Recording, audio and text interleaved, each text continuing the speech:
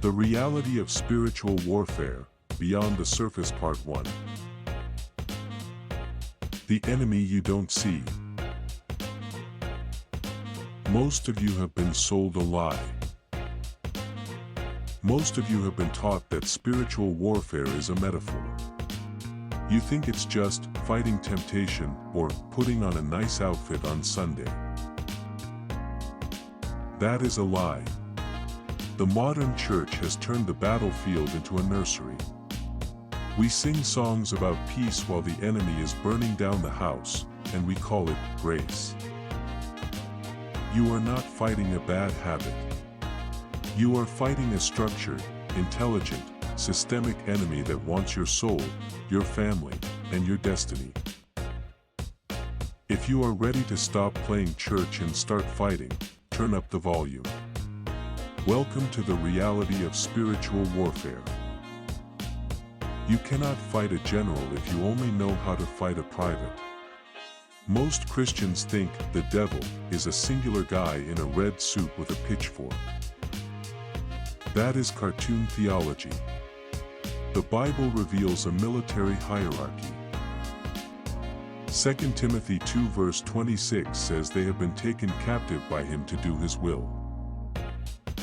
But Ephesians gives us the chain of command, for we do not wrestle against flesh and blood, but against principalities, against powers, against the rulers of the darkness of this age, against spiritual hosts of wickedness in the heavenly places. Ephesians 6 verse 12. Principalities, high-level spirits assigned over territories, cities, nations. Powers, the operational forces executing the plan. Rulers, the strategic architects of the darkness. Spiritual hosts, the armies on the ground. Daniel 10 verse 13 proves this. An angel was delayed for 21 days because the prince of the kingdom of Persia, a territorial spirit, blocked him. The enemy isn't just tempting you to sin, he is positioning forces over your city, your lineage, and your mind to keep you blind. You are fighting a war you don't know the geography of. You are trying to fight a general with a knife. Section 2, the systemic strongholds, the fortress. Demons don't just visit. They build strongholds. A stronghold is not just a bad thought. It is a fortress of lies, a generational pattern, and a societal structure that traps you. Think of it like this: a father drinks, the son learns that anger is power, the grandson builds a business on exploitation. That isn't just sin. That is a system of rebellion built on a foundation of lies.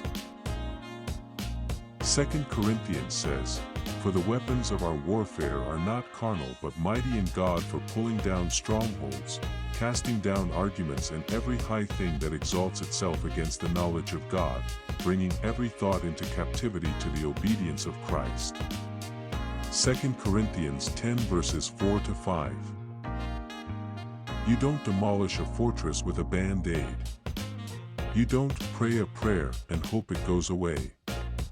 If you don't tear down the fortress, you are just putting a band-aid on a bullet wound. The enemy wants you to think it's just a bad day. He wants you to ignore the fact that your family has been running the same cycle for 3 generations. You have to admit that your past and your family are part of the problem. It's uncomfortable. It requires tearing down your own safe life.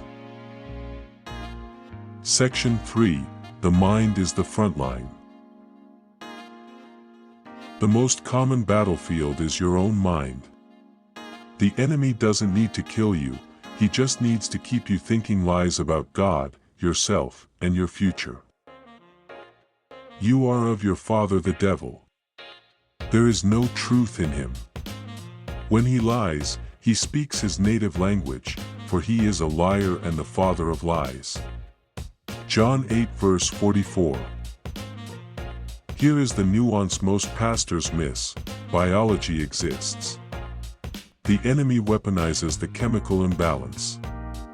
If you have a chemical disorder, see a doctor. But do not let the enemy use that chemistry to whisper lies of hopelessness. Anxiety is often the enemy's fog to blind you to God's peace. Depression is often the enemy's heavy hand to crush your spirit. Fear is the enemy's weapon to paralyze your faith. Be sober, be vigilant, because your adversary the devil walks about like a roaring lion, seeking whom he may devour. 1 Peter 5 verse 8. You are not just feeling down. You are under attack. The enemy wants you to think it's just in your head, so you never fight back spiritually. You are defenseless. So here is the reality. You know the enemy. You know the hierarchy. You know the strongholds. You know the battlefield is your mind. But you are defenseless. You have been fighting with physical weapons against a spiritual enemy. You have been trying to pray harder without the right authority. You are standing in the middle of a war zone with your hands empty. In part 2, we are going to show you the only weapons that work. The weapons that the enemy fears. The weapons that Jesus used. But first, you have to admit you are losing. If you are ready to stop playing church and start fighting, subscribe. This is just the beginning. The war is real. And you are not ready for what comes next. Thank you for spending this time with me. If this message of wisdom spoke to your heart today, I invite you to like this video. It helps this truth reach others who are lost in the noise. Please subscribe and hit the bell, so you never miss a new survival guide for your journey. We are building a community of truth, and I want you here with us. And if you know someone who is struggling, share this with them. You might just be the one to point them toward the light. I'll see you in the next video. Stay sharp, walking wisely, guard your heart, and walk in the freedom of the cross.